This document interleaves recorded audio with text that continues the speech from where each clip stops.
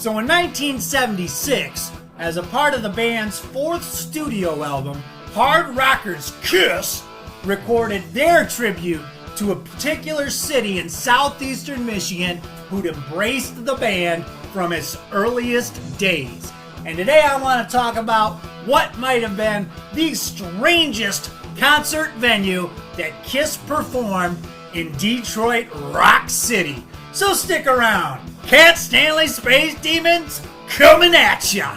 Okay, so in 1975, August of that year, the NFL's Detroit Lions moved out of their home in Tiger Stadium to their new digs located about 30 minutes north of the city limits at Pontiac Metropolitan Stadium, which would later become to be known as the Pontiac Silverdome. Now, in addition to professional college and high school football, the Dome would play host to many other events, including NBA basketball, professional and World Cup soccer, graduation ceremonies, and even a visit from Pope John Paul II in September of 1987. Now, in March of that year, 93,000 fans would pack the Dome for WrestleMania 3, which saw WWF champion Hulk Hogan defend his title against Andre the Giant, as well as Ricky Steamboat's defeat of Macho Man Randy Savage for the Intercontinental title, which is regarded as one of the greatest matches of all time. But today, I'd like to discuss some of the concerts that took place at the Dome, including one in particular from Kiss. So let's go back to 1975, December 6th, the very first rock show at the Pontiac Metropolitan Stadium, as it was then known. 76,000 people saw The Who, and according to one newspaper review, there were many complaints about some of those early shows at the Silverdome, and here's what one contemporary review said about the concert conditions. It said, "The overall atmosphere of the stadium is not conducive to concert use. For one thing, the blaring sound system was distorted, echoes bounced off the concrete walls, which made it hard to understand what was being said and sung, and the seating arrangement was most hideous, with an estimated 76,000 fans jammed in tight. People on the main floor who waited outside since the night before to get a main floor spot were packed together so closely that there was scarce room to boogie or even move." And that's one thing I noticed looking back at some of these early shows at the Silverdome, that they actually had general admission seating for a lot of these shows.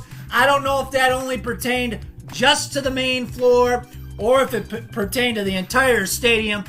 Nonetheless, this was before the famous Who Stampede at the Cincinnati Riverfront Coliseum in 1979, where 11 kids were killed because they had lined up early for stadium seating, and there was an issue with the doors, and some kids got trampled trying to get there early to get their seats, which led to a ban on festival seating for indoor concert events in Cincinnati for 20 years. But that's an interesting aspect. But this article goes on to say this about the conditions at the show. It said, "First, a word or two should be said here about some aspects of the historic Who concert, which brought rock to the Pontiac Stadium for the first time. First, the show was obviously the largest concert production ever mounted by rock promoters in the area, and it was equally obvious that Bamboo and Belkin Productions had prepared well for the event.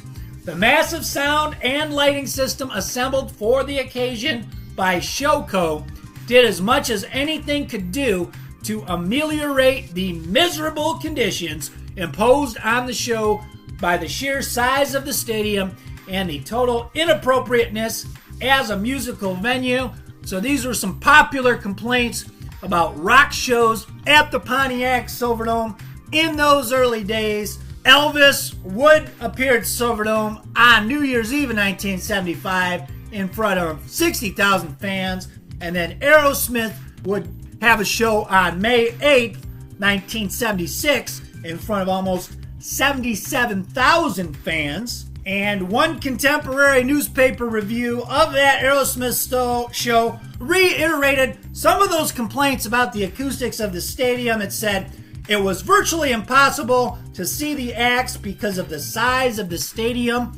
To alleviate the problem, a massive video screen was suspended above the stage, which proved ineffective until the stadium got totally dark, which it never did. The acoustics were abominable.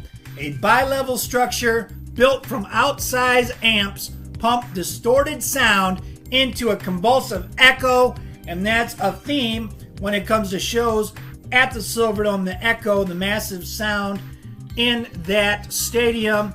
Also on that bill that night, incidentally enough, Ted Nugent and Foghat supported Aerosmith that night. Bob Seger, hometown boy, would make an appearance at the Dome in 1976 on June 26th.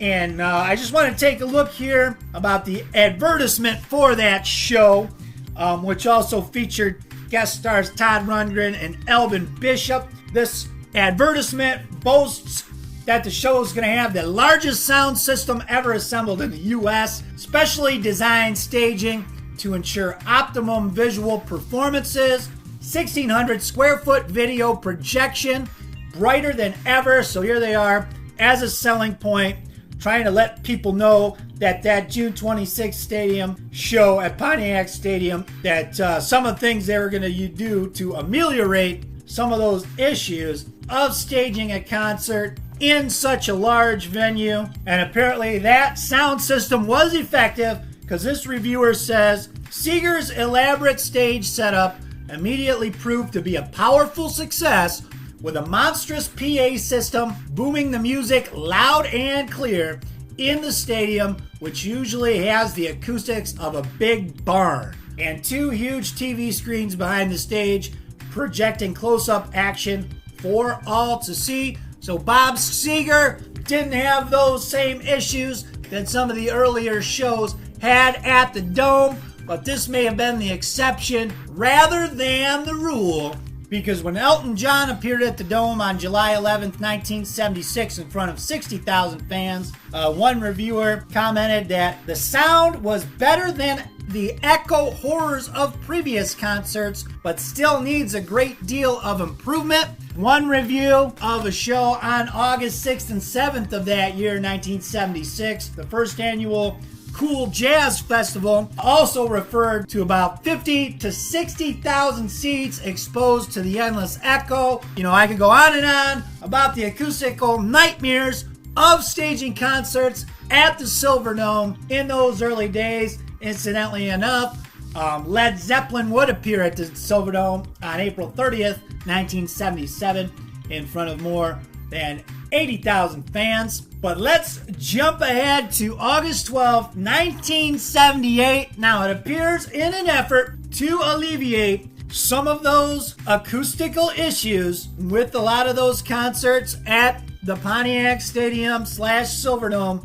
At the time, they introduced a new configuration for concerts at the venue that they referred to as the Pontiac Silverdome's Mini Dome. And if you see in this advertisement for the ELO concert, they actually played two nights there, August 12th and 13th, 1978. It boasts the fact that there is no rear seating, no obstructed views, acoustically improved, and a limited capacity of 40,000, with all seats being reserved. And as you can see in this image here that they have, that the dome is divided in half by a 7-story acoustical curtain, and it appears that the stage is mounted, and that was the show where ELO had their 60-foot flying saucer, which had a 600 lamp lighting rig, which at the time was 3 times as many as your typical rock show, and their $50,000 soundboard,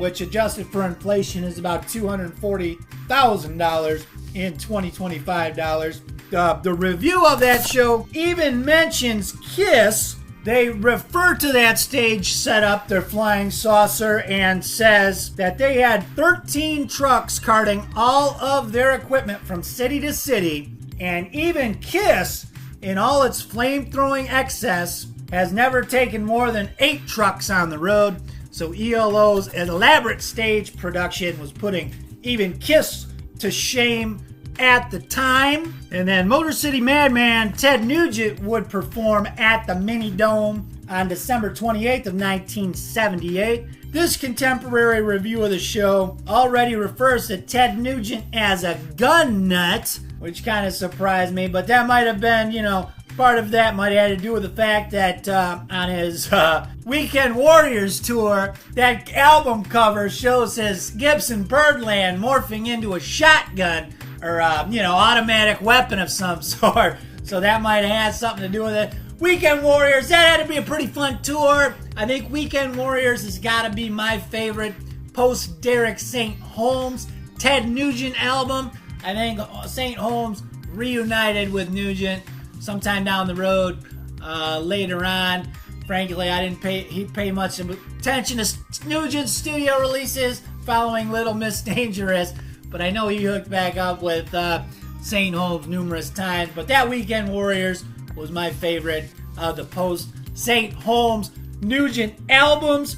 But that review of Nugent does refer to him as a gun nut. And the review doesn't really make much mention of the sound quality of the show other than that it was really loud, which Nugent had a penchant for his shows. But let's jump ahead. 1979, July 13th, Kiss on their Dynasty Tour, hyped up, billed as the return of Kiss in support of that Dynasty record with very special guest Cheap Trick, also introducing a group called New England, which was Friday, July 13th, 1979 at what they called the Pontiac Mini Dome, which was the Pontiac Silverdome. According to a contemporary review of the show, Kiss might have gotten upstaged by Cheap Trick, according to contemporary reviews at the time, which is kind of a surprise.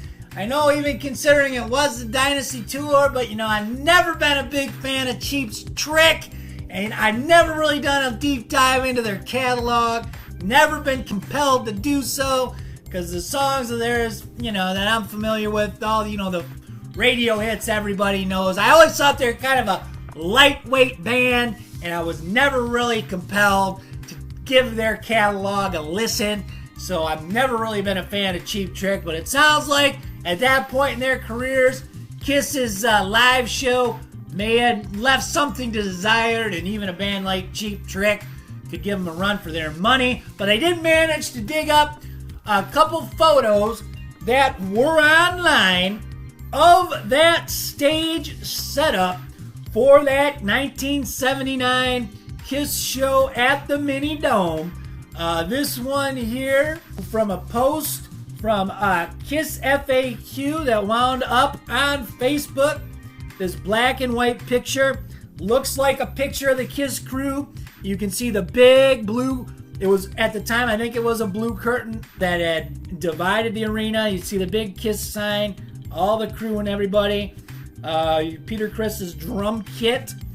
And this other one, which looks like a color photo, really cool, man. You can really get a good feel for what it was like.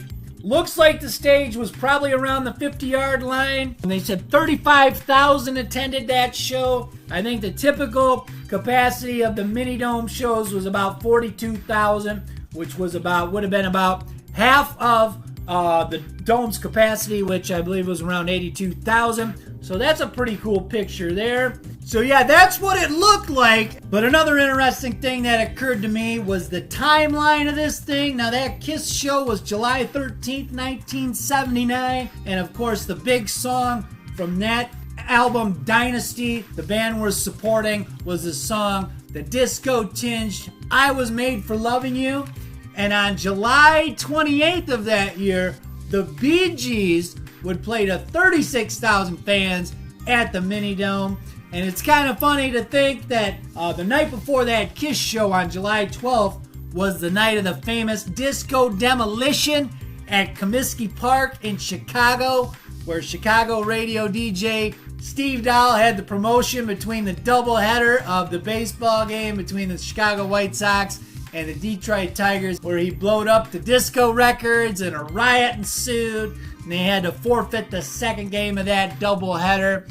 And then the following night, Kiss was playing at the Silverdome. Bee Gees played there July 28th. So in spite of Disco Demolition Night, disco was still going pretty strong that summer. And of course in Pittsburgh, the Pirates, in the midst of their World Series run, their soundtrack was disco music, songs like Ain't No Stopping Us Now by McFadden and Whitehead. And of course, We Are Family by Sister Sledge, which was that team's theme song, led by Willie Stargell, Dave Parker, Kent TeCulvey, Phil Garner, and all those guys on that team. And I thought that was kind of funny. Looking back at some of these later shows, the Who would come back to the Dome, 1982. The Stones would come back a couple times in 1981 and in 1989 on their Steel Wheels tour. Bruce Springsteen, U2. They had the Monsters of Rock with Van Halen, Metallica, the Scorpions, 1988. The Jacksons Victory Tour actually did 3 shows at the Mini Dome in August of 1984. But here's one interesting one. 1986, the Monkees. Now, I found this to be interesting because it was the Monkees, sans Michael Nesmith. It was Davy Jones, Mickey Dolenz, and Peter Tork, along with Gary Puckett and Union Gap, Herman's Hermits, and the Grassroots. But it says, in concert, this may be your last chance ever. See the legendary Monkees. And it says, up close, special Pistons theater arrangement. Now, this was when the Detroit Pistons NBA basketball team were playing at the Silverdome. And it's interesting to think about what this Pistons theater arrangement would have been, because this was the configuration they had for the Detroit Pistons when they played at the Silverdome. They put the court in the corner of what would be the football field. Now, in this shot, normally they have the big blue curtain in the middle dividing the basketball court from the rest of the football field, but it actually looks like there might have been a practice going on. Maybe that's why they didn't have the curtain. But in this next shot, where you can see with the crowd, you can kind of see in the upper right-hand corner, you can see the remnants of that blue curtain. That's what it looked like when they were playing a Pistons game, but it makes me wonder what that configuration would have been for a Monkees concert. Would it have been a theater in the round type of thing? Would they have put the stage in the middle of the basketball court at mid-court? How would they have worked that? Because there's one that I had skipped 3 years earlier. They had a Detroit Pistons game and concert doubleheader on April 1st, 1983. If this was an April Fool's joke, they had a Pistons game and concert doubleheader, 1983. This would have been the tail end of the 82-83 NBA season. Isaiah Thomas's second year with the Pistons, of course, several years before they put together the Bad Boys and win back-to-back championships. But the Pistons weren't terrible that year. They were 8 games under 500, but it's interesting to see Pistons and concert doubleheader with Chuck Berry and Three Dog Night. It says, less than the cost of a movie, general admission, only $350 per person. Now, I don't know if this, a lot of times for the Pistons games in that third level, those seats I think were only $4. So it's upper level, the blue seats at the Dome for the Pistons games, which they only sold for that corner of the stadium where the basketball court was. That upper level of blue seats, I think those were the general admission seats, which were typically $4 from what I recollect.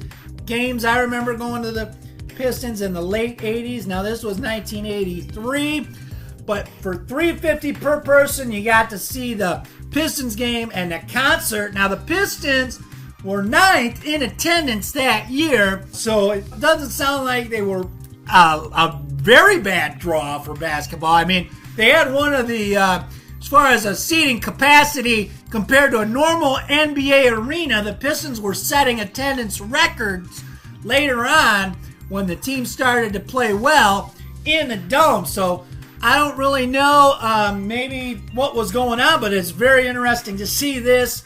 Wondering what that concert configuration would have been in that situation. But that's the video, kind of exploring kind of a unique, kind of a kooky concert venue where Kiss played back in 1979. Unfortunately, the Detroit Lions would leave the Silverdome in 2002, and they'd move back to the city of Detroit to Ford Field, and then they would ultimately implode the Silverdome in 2017. Unfortunately, I never got to see a concert at the Silverdome. I actually was supposed to go see Pink Floyd at the Dome in 1994. I think it was their Division Bell tour. Even though I was never really a Pink Floyd fanatic, you know, I liked the Dark Side of the Moon album. I liked You Wish You Were Here, but that was a time I was young. I was going to a lot of rock shows, and it was one of those deals where, hey, Pink Floyd's coming to the Silverdome. And I think we even had to wait in line to a special lottery or something to get tickets. And we got the tickets, and I ended up not being able to go to the show. Something came up. So I'm kind of bummed out. Kind of regret not getting to see that Pink Floyd show, even though Roger Waters wasn't there. I know that show kind of got rave reviews from the people I talked to, even though I think people said that there was still an echo, even with the Pink Floyd. I don't think they had their quadraphonic sound system at that point by the 90s. Or if they did, I don't remember. But kind of bummed out about that. I did get to see one of the first, it might have been the first concert at Ford Field, the Rolling Stones, which was pretty cool. I think that was back in 2002.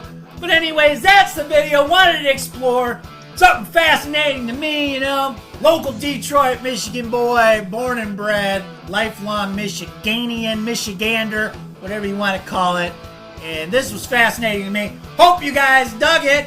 As always, leave your comments as they pertain to the topics discussed hitherto. And we'll see you next time. Who's here?